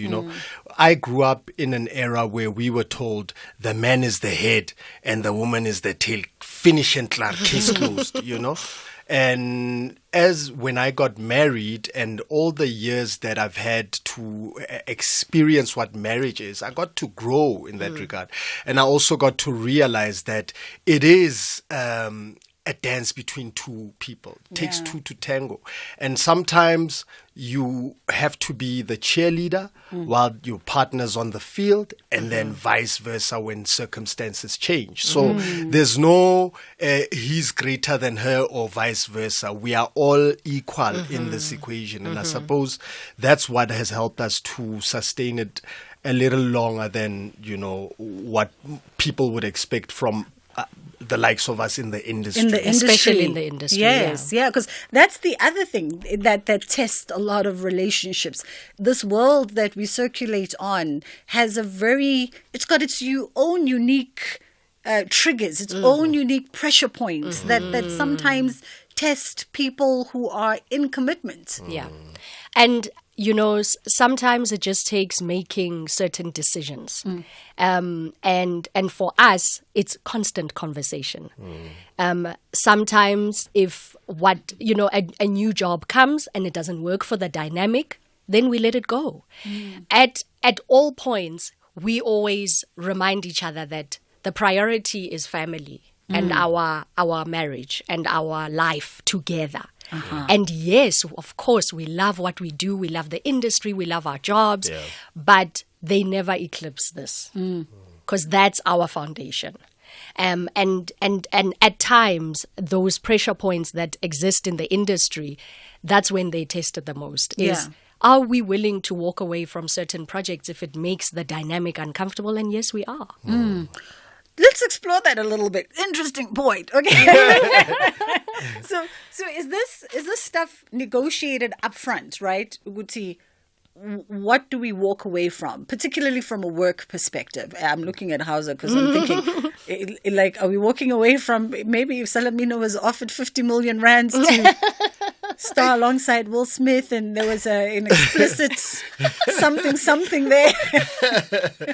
Look, it's always subject to change. Yeah. Okay. Do you know what I mean? Yeah. It's about what works in that time frame. Does it make sense for us? And if it does, we go with it and without any regret. And if it doesn't, we do the same. We don't go for it without any regret and we move on. And suppose that has been the formula, so to speak, that we've used. And it's not easy. I think like any other relationship, sacrifices will always be made.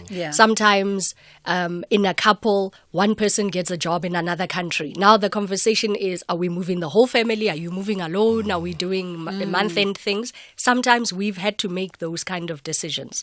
And it's always back to the drawing board. Okay, where are we at now? Does this work? What are the pros and cons? And sometimes it's we take the kids into consideration. Sometimes it's not even just us as a couple. Sometimes it's this doesn't work for our family. And I think it's the same for all other relationships. Absolutely. Listen, if you're wondering who are these, incredibly grounded individuals, we are talking to the multi-talented duo here. We've got Salamina Nzepo, a.k.a. Hauser Musese.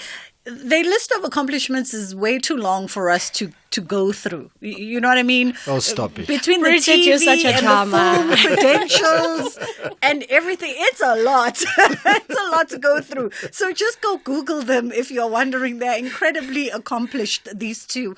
And here's the other thing that I wanted to also touch while we're on relationship dynamics. It's interesting for me, I once knew somebody, or I do know somebody who always says, I never want to be in your spotlight. I want to let you have your spotlight. Me, I don't ndoda by, competing with you for the peacock. Sure. So you are in bloom as the lady and you must forever. Absolutely. And you are with a partner that is formidable. Yeah. I mean, she is... When it comes to the business of entertainment, this woman right here and does it quietly and silently, but consistently evolving and pushing and growing. Absolutely. Thank you. For you as a guy, what is the role in that? Because I find that sometimes grown men that you call grootmans, struggle with that. They struggle with women that are in their light and in their power. Yeah. You see, it takes me back to that point I raised earlier about how we have to be equals in this equation, where sometimes you play the cheerleader or sometimes you are on the field. And because we've applied those dynamics in our relationship, it makes it a lot easier for a guy like myself who comes from the 80s era, who was indoctrinated by a certain mindset, to have to adapt and conform to the new way of life and making things work in a relationship. I can't stick to old ways and expect that there won't be a positive change. Yeah. Do you know what I mean? Our jobs as kids was to learn from our parents and our elders and how they maneuvered around this life thing. And we are also trying to figure it out at the same time. And so far, we've just felt we've had to take certain measures to sort of to sort of make it work, man. To have a success story in the process, So me being a guy and seeing my wife flourish like that it's a game for the family. Yeah. Like we are an entity, we are one thing. So if you step on a toe, I'm going to feel the pain and vice versa. Do you know what I mean? When she excels, I excel. When I excel, she excels, And the kind of support that I've been getting from her, most people won't even fathom. the efforts and the sacrifices that Sally had to make just to get me to where I am in my life right now. And especially as somebody living with type 1 diabetes, which is something very difficult to live with, and I've grown to realize that more now, that it's an ongoing challenge and struggle. So having a partner like this, man, blessing in disguise. Look at that. Oh, just love you too. Okay, let's take a quick break here and then we'll come back and continue our conversation with the Museses that are joining us in studio. 086 000 2032 or 0614104107. But we know that, for full access, you guys prefer to just listen. But if you do want to, get in on the conversation, you are more than welcome to do so. Let's take a quick one. We'll be right back. The African continent became a pioneer in being the first continent to focus on continental unity and to encourage nation building through unity and freedom from oppression. Africa Month is in celebration of this milestone of the OAU and its successor, the African Union. Africa Month on SAFM. You're listening to Bridget Masinga on SAFM. All right, we are hanging out with Salamina and Tsepo, a.k.a. Hausa Busese. I'm not going to ask you how you dealt with him at the height of his Kwaito hip-hop career. Because that comes with a whole bunch of pressures on its own. Girl, I used to run his Facebook page. And then I was like, I quit as your manager. All those fans. I was like, done, that's it, I'm out. Can you imagine if that was during Instagram times? You guys have been counseling. But you got to do the things that you got to do for your, it's like you're saying, you got to do the things that you have to do for your relationship. I think of Gig Quest who decided he's done with the club game because he got married and he's like, I'm no longer performing at clubs. That environment, too much. And people are like, but the money. And he's like, family and wife come first. Right decision. Let's talk about, you mentioned your diagnosis. I remember when you guys came out with it. Why was it so important for you all to come out and to come out together? Because it's not, you could have come out with your story on your own, but you all came out together as a family, representing the family. Yeah. I think, it was a responsibility for me to come out, especially as somebody who's in the industry and is celebrated by so many people who think that, who just see what they see on TV and expect that we have great lives. Yeah. Right? I had to come out and showcase that I am also a human being just like you, who's not immune to any kind of illness or whatever. So I just happen to have type 1 diabetes. And, when I was young, growing up, my father was living with type 2 and I was so ignorant about it because I just associated it with an illness for older people until, it got me in my youth, in my early youth. And at the time, I was an artist, bruh, living the rock star life, and that rock star life obviously kind of caught up with me. And when I was diagnosed with diabetes, it was almost like a sign from the universe saying that, we have a bigger call for your life. And it hit me there. And I knew right there and then that, I have to share this with people who are possibly struggling with this, maybe even more than I am, and it's all about just being open and saying that we are also human beings. As much as you see us on TV, we are dealing with these things. How can we help each other through open dialogue? Yeah. Absolutely. Yeah. How did that affect, you guys, the relationship, the family? You're good kids. I know you're good kids. Yeah, you got two daughters. Yes. I mean, you wrote a children's book and we chatted about your kids. So how did Hausa's diagnosis sort of affect the dynamics, whether by way of change or anything of the sort? So when I met Tsepo, he was already diagnosed with type 1 diabetes, and he was very responsible. He was already looking after himself. So really the thing to do was to educate myself about his condition and understand what sort of pressures having somebody living with a chronic illness brings into the home. Yeah. I'll just give you an example. Now, with our firstborn being 12, when I'm not at home, we've had to have conversations of how does Tumi step up to assist daddy in the case that he needs it. Yeah. So we taught her how to prick test him in case he is incapable of testing himself. It's things like that. So it's an everyday conversation. It affects how I shop. What meals am I preparing? What is the lifestyle choices that we make for us as a family? Yeah. I remember even the conversations we had to have with Tsepo being type 1. Sometimes it means the kids are predisposed to having diabetes as well. So what are the early decisions that we had to make for the children? You know, it was we cut down on sugar. They don't have fizzy drinks. It's all that kind of stuff. And really, there's the person who lives with the chronic illness, and then there's the people who are affected by his chronic illness as well. And I mean, the supportive role is really not easy. But what I will always appreciate is Tsepo knew so much about his condition, and he's taught me so much. Then I guess the rest of it was just to read and, also make it easier for him so that there's just some things he doesn't have to overthink. Absolutely. How are your kids with no sugar? It's not their favorite subject, unless and the irony is daddy is the one with the sweet tooth. Oh man. Well, true story.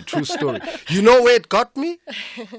With diabetes, it's an imbalance of your sugar levels, right? Yes. Either it goes up or down. So when it goes down, what happens? I have to consume sugar to spike it back up and keep it in a level form. So obviously, indulging. You can indulge just a little bit, but then you get carried away. Just have a bite. Yeah, our 4-year-old, since she was like 2, she's funny. When she sees daddy open the pantry, she goes, "I love you so much, daddy." And then he takes out a seat and he's like, "Oh," I'm like, "No."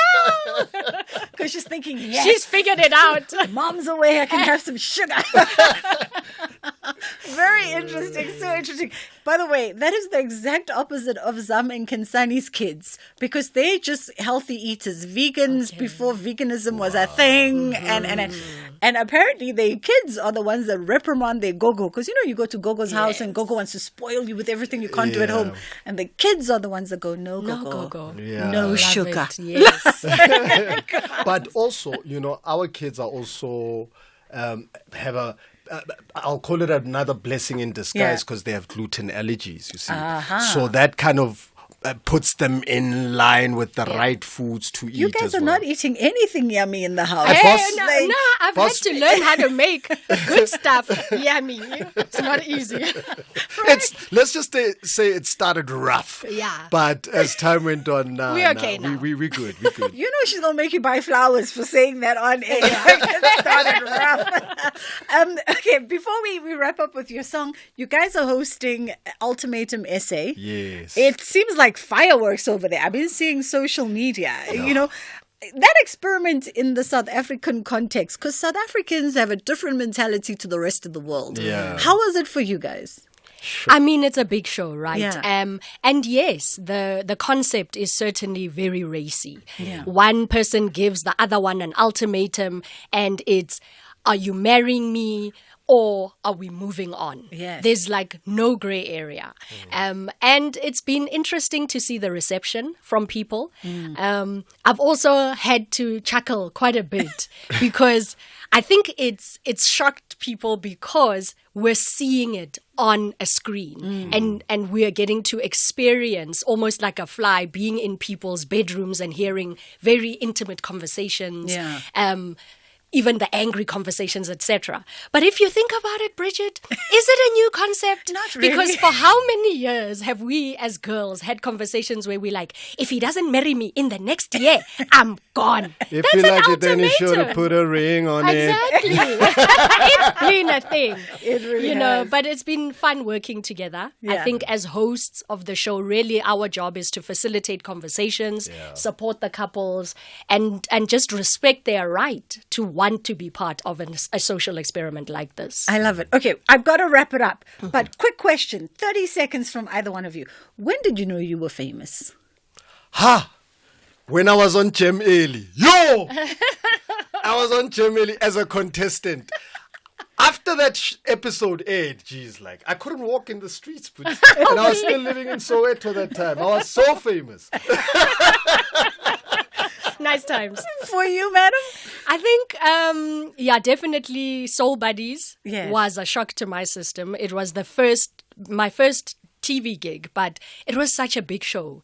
And once we were in PE with my family on the beach, and then we just heard one woman, we were literally in the middle of a mob after she was like, Chini, Zandi, Gua, and then people just rushed, and my dad was grabbing blankets, and they were like, let's go, and people were pulling me. Yeah, I think that's the day where I was like, okay, maybe my life has changed. Introduce us to your new song. We're playing out with your new song. Ah, man.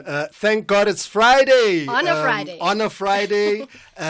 This song was released last year, December. We finally got to release the music video this week, actually. And yeah, man, it's fire. And, you know, I'm pretty much enjoying, you know, the music industry and where it's at, how you can just put music out there Yes.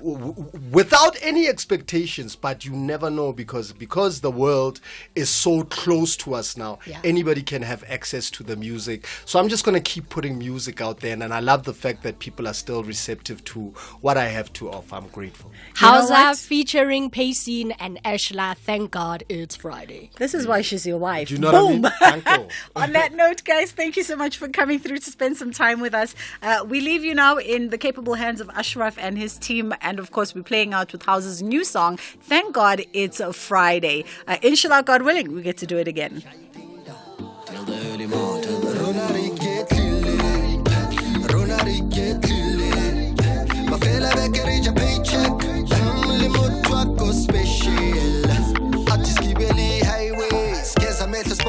For the weekend, okay, it's a vacay. Velocity shot left, letting back pay. UNIT family, dancing in a jamboree. Stress free is the remedy. I got my ride out like ebony and ivory. I'm cool la position again. Squaring up a ribulus again. Not to melanana kusebel. Sweet sugar lips, kiss me and I won't tell.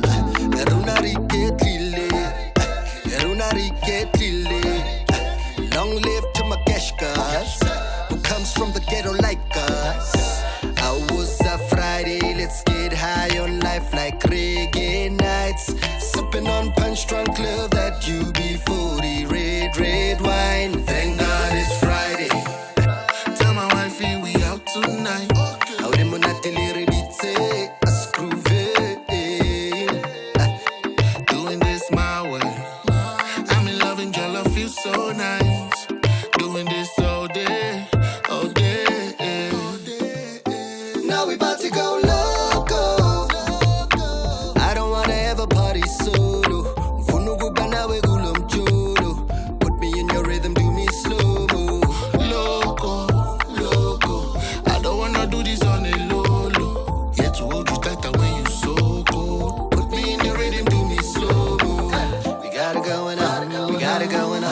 Party all night till the crack of dawn.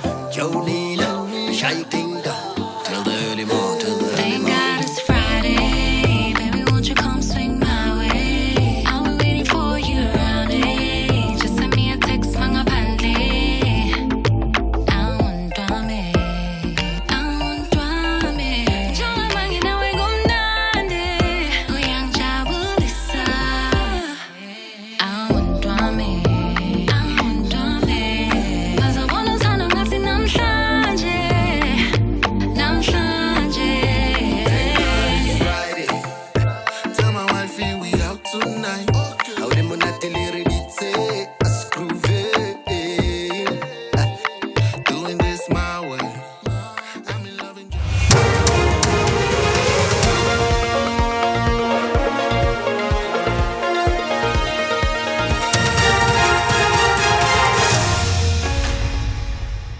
Top stories at 3 o'clock. Premier maps the way forward regarding the George disaster, and Ramokgopa briefs business over load shedding. Very good afternoon. Western Cape Premier Alan Winde says now that the George building collapse rescue and recovery operation has concluded, they will do whatever they can to ensure that those involved are held accountable. The Western Cape government started its own investigating shortly after the incident last week and appointed a structural engineer to assist. Winde says an update will be provided in due course. Earlier today, local government MEC Anton Bedell confirmed the numbers of people involved in the collapse. 62 people were on the building site when the collapse occurred. 34 were successfully rescued, while 33 passed away.